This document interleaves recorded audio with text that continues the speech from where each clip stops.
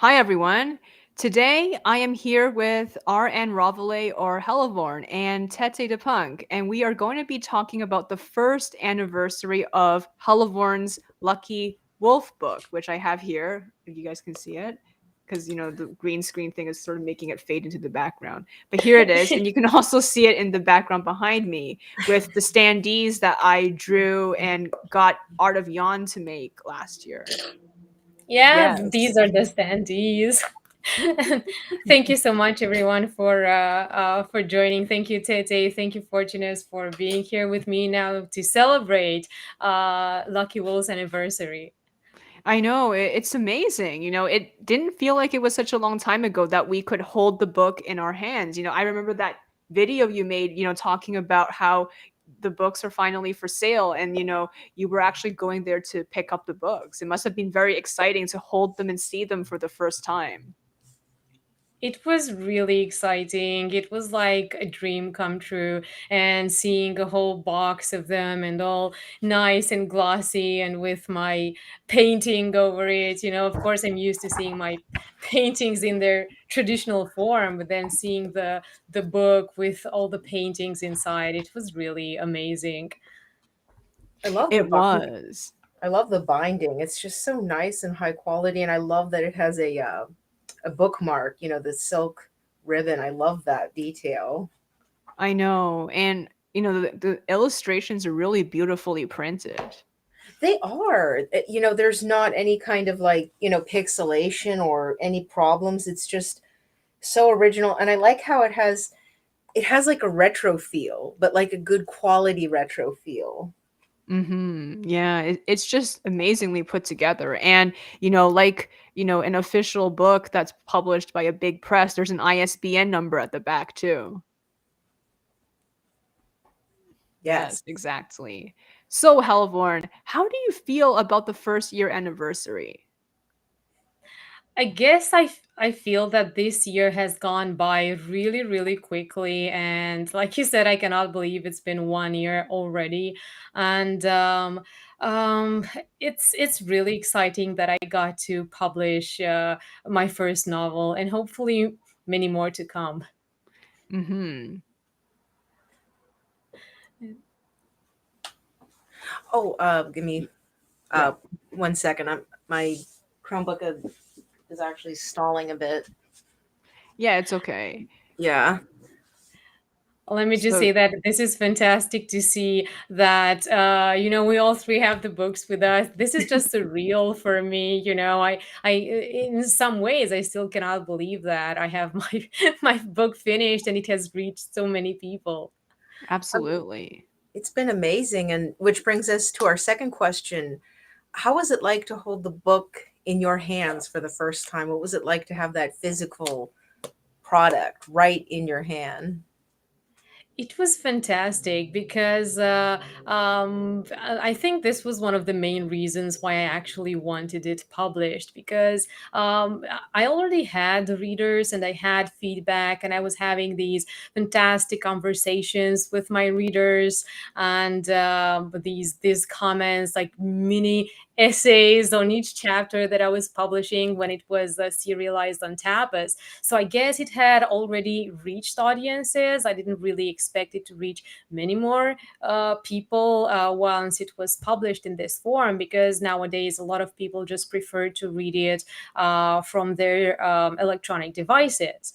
So of course, I wanted to publish it on Amazon and Google Books, but in a physical form, I hadn't planned that thing for very, very long. Just those 2 or 3 months when I was discussing with the publishing house. But before that, I didn't really know. But I think the feeling of holding the book in your hand, this is what made me want to do this, and the fact that my readers also wanted to have it in their hands. This was really surreal and fantastic for me. I'm really honored to know that people wanted that and they wanted to support me, because it was already free on Tapas. So basically, the people who bought it were people who loved it and who wanted to support me, and this is a marvelous feeling. Absolutely. I think this is why so many people these days are doing print publishing. I mean, technically, it's more expensive to do and it takes more time to do, which a lot of people don't want to do because of that. But, there is that, that feeling of accomplishment when you see the book, especially if it's in a store, which some people get, they manage to do through a publisher, I think. Yes, Exactly. exactly. And Exactly. there's just something about having that wonderful physical product, just feeling it in your hand and being able to read the text in hard print. It's an amazing feeling, and just the formatting and oh, it's a wonderful feeling. And this was wonderful to have Lucky Wolf bound beautifully like this. hmm And thinking ahead, I cannot stop from imagining a future collection of books by myself in a similar format, you know. So and then I'll be able to look and say, okay, so this was the first one, and then look the second, the third, and all that. And it's really different if you have it on a computer. It's just a list of documents. It's hardly the same thing. Exactly. And, I think you were talking about potentially publishing Tales from the North in a similar way, right? Exactly. Yeah, that's true. That's true. So this is one thing that I've been doing this past year, right? Working on Tales from the North and editing the older stories and working on the new ones and, preparing it because it's almost ready. So preparing it to be uh, printed somewhere. I don't really know when, but it will be finished this year. So maybe Oh, wow. 2023 we'll see the printing of Tales from the North. Oh, Oh, wow. How many more stories do we have left? Just three apart from this one. Oh, wow, that's wow. amazing. What a journey you've taken us on with Tales from the North. I've enjoyed it so much, just like I've enjoyed Lucky Wolf. It's been a wonderful collection of just taking us on these different journeys and scenes, and it's just been a beautiful journey so far. Thank Right. you. That's lovely to hear. And I love how we can see other characters too, like these people that are very different from the Lucky Wolf timeline because, they didn't some of them weren't born yet. For example, Aiden. Well, I don't know, was he born? I think he was very young. I think he was alive. Yeah, he was younger. Yes. But yes, and that will also be, kind of like a foreshadowing of your later big novel, Sons of Disobedience, because a lot of these characters will only appear in Sons of Disobedience.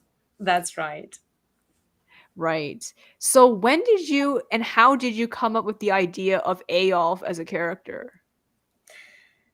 It was while I was writing my PhD, and I was reading a lot about medieval times and about Norse literature, and I was writing a paper about magic in Norse times, and this is when it actually all came together. These were things that I had known for a long time, but actually having to write an article about it really makes you put it all together.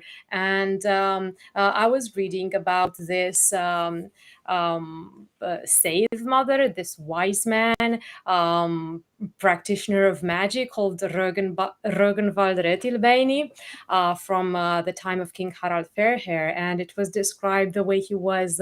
Um, it was so outrageous that a man was practicing magic, which was the realm of women. And so the king had him killed along with 80 other magical practitioners, all male.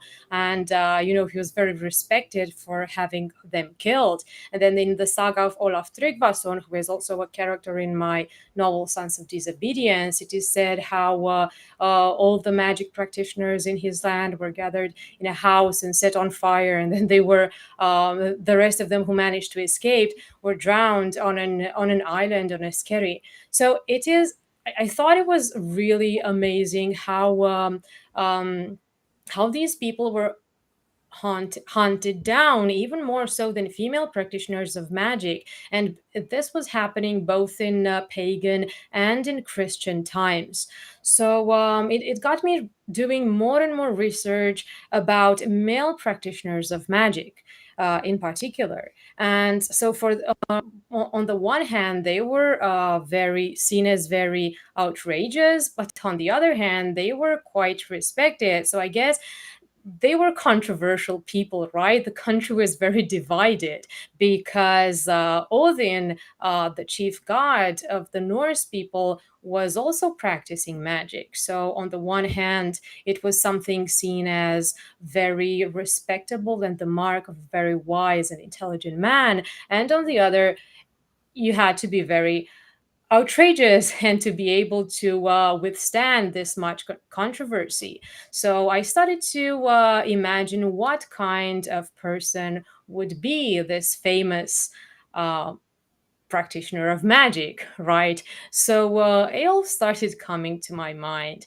I was already thinking about, I was getting the question about Ingvar's love life because Oh it yeah. was a very mysterious thing. Nobody knew if he ever was in love with someone or ever had a relationship. So it got me thinking, what kind of man would he like? And of course, he has this obsession with magic.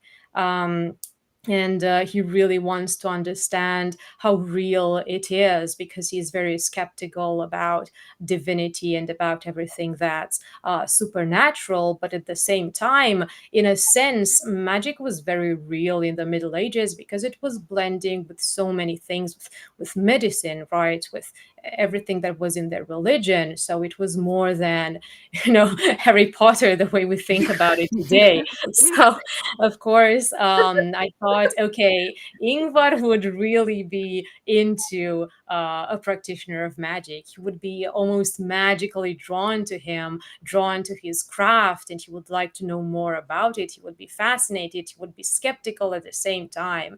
So I started putting it all together using this information, what we know about practitioners of magic from 10th century Scandinavia, and also building on a sort of a foil for Ingvar, someone that he would like, but someone who would also annoy the hell out of him. So, and then Yeah. Eyolf was born.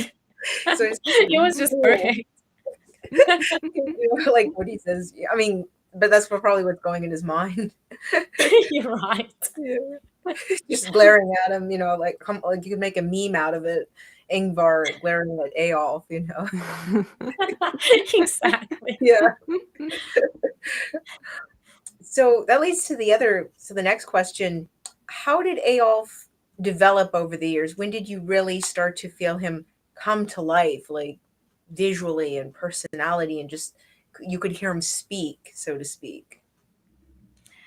Well, interestingly, it happened quite soon into the creative process because the more I thought about this character, the more he inspired me, and he started becoming more and more vivid in my mind. And interestingly,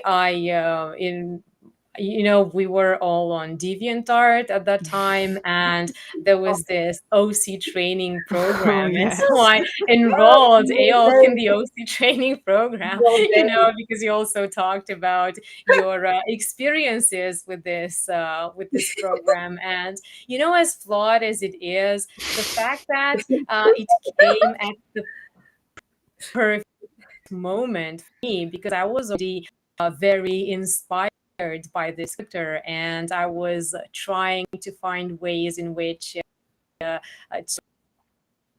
illustrate those tasks, me brainstorm and push myself to brainstorm even more and to try to be a bit more organized, right? Because I had deadlines to finish the tasks. So that was the one time when OC training really did marvels for me and my creative process. I think it was the only time, but that one time it was fantastic. It was just the perfect moment.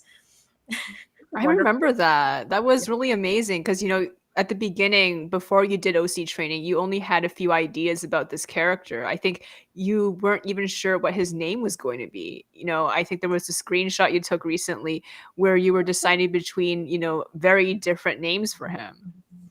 Oh, yeah, that's true. That's true. I remember that when I made my Instagram account, I was asking you. I posted the first drawing of Aelf, and he had a mustache at that time. Which is funny because I kept the mustache. I really wanted to have the mustache, just that it appears in only a few scenes at the end of the novel. But yeah, that's like a nod to my first design of Aelf. So right, so I remember that I was posting this picture of mustached male practitioner of magic, and I was saying I haven't decided on a name yet, but it may be Rögenwald, Erling, or Eyvind. So so then I decided on Eolf, and it was really fun because it means lucky wolf. So this is where the title of the book comes from. If Right. you would have called Rögenwald, I don't know what the title would have been. Something completely different, right? So the name was actually important, and everyone who helped in the process. Right. And after you chose his name, he was entered into OC training. Yes. Right. No, that Which And I think it task? changed a Oh, yeah, lot. sorry. Yeah, go ahead.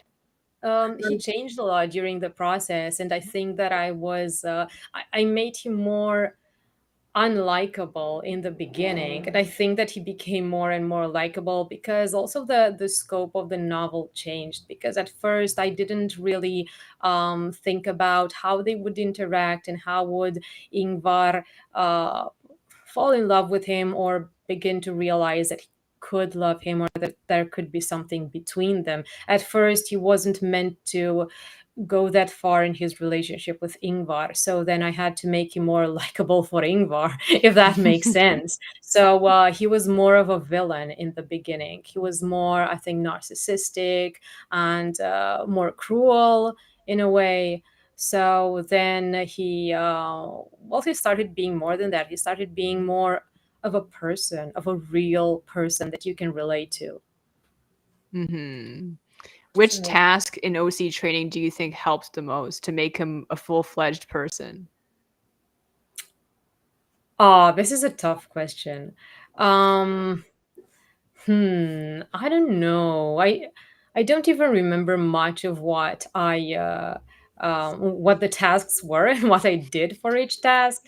But I know that in the beginning he was more of a caricature, if I can say that, because you know what OC training is like, and everybody is not taking their stuff seriously and posting silly stuff with them and putting them in silly situations with other characters. So I was just throwing ideas at people, and seeing how they react, and it was really fun. But of course, a lot of this stuff went directly into the trash can. So, But you know what? Think of it like refining metal. Like when you are burning off all the slag and impurities, out comes the purity of the integral metal, and thus emerged Aol from the forge of OC training. exactly, that's right. Yeah, OC and OC prom training, I know. And some people had to throw out entire characters after OC training, like Gerda and Kai. it was We that know some people who did it was that. that it was that bad for me anyway. Oh no, we've done too many podcasts about this, and we've killed them in The Sims. So Right. Yes. oh, So, what tips do you have for authors who want to publish traditionally? There are lots of ways of publishing traditionally, and of course, you can always go with a big publishing house. But there were several reasons why I chose a smaller one. First of all, because it offered me a lot of freedom, and I didn't have to change anything, and they were okay with how I wanted to structure it and how I wanted it to look, and the cover, and with having my own illustrations inside. So I really love that thing. And at the same time, it's not a small enough publishing house so that it doesn't have an ISBN code, or that the quality is bad. So also the price was really affordable. So I think it was a great choice. And this is what I liked. Of course, I, I could have gone for that grueling process, which is publishing with a big publishing house. And who knows, maybe I will do that in the future. But for now, I thought that this was the best way to go, because it's my first novel, and because I wanted the autonomy and the freedom that this brings. But at the same Hmm. time, I wanted it to be I wanted my readers to be able to hold it in their hands. So I really wanted to publish traditionally in print. Hmm. That makes a lot of sense. So I guess the final question, what did you learn from writing about Aolf? Like, what tips do you have for people who want to write character-driven stories like what Lucky Wolf? Because as we've seen, the strength of the character determines the quality and impact of a story. Definitely, definitely. And I would say that the key is to be immersed in your character, to really spend a lot of time with them, to always have them in your mind, always have them with you, and try to understand them and try to understand every aspect of their lives. Because, of course, I was writing a Viking novel, right? So, one way I could have gone about it, it would have been, what would a Viking do in this situation, or what would a sorcerer or a healer do in this situation? But I didn't. I always thought, what would Eolf do? What would Ingvar do? So I think, I guess it sounds sort of obvious when you say it like this, but it's not, because you have to have your characters in your mind at all times, and to have dialogues in your mind with them, or imagining you are them, and try to understand aspects of them which are remote from yourself as a person. And I think that this is one thing that I learned while while developing Eolf, because characters like Aidan, Merwin, and Ingvar, which are characters that I had used as POV characters before, have a lot in common with me as a person. But then Eolf was someone who was very, very different in a lot of ways. His temper, he is very outgoing, he is extravagant, he is very bold and very tough. He wasn't sheltered at all.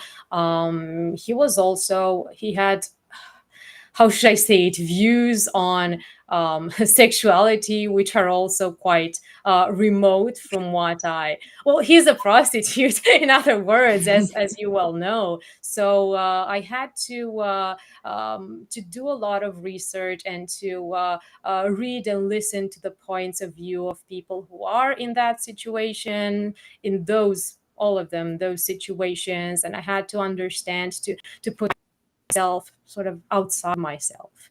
And after I did that, I actually started to hear his voice. Before that, he was more like a typology, you know. So yeah, Yeah, I think this is what writers should do with their characters if they want a character driven story. that's excellent advice. It's such a it's an organic process. It's a thought bending organic process, and I think a lot of writers need to prepare themselves to invest themselves into the characters like that. Absolutely, Exactly. yeah. Hmm. It's Yeah, not just a tool for someone to, advance the plot. exactly, exactly. I mean, we've seen that happen a lot with a lot of stories and media, and you don't care about the characters. It's like the plot is there, concept is good, but if the characters are not real, like flesh and blood people that you can really know the texture of their being, um, you can't connect with them. Hmm. Right.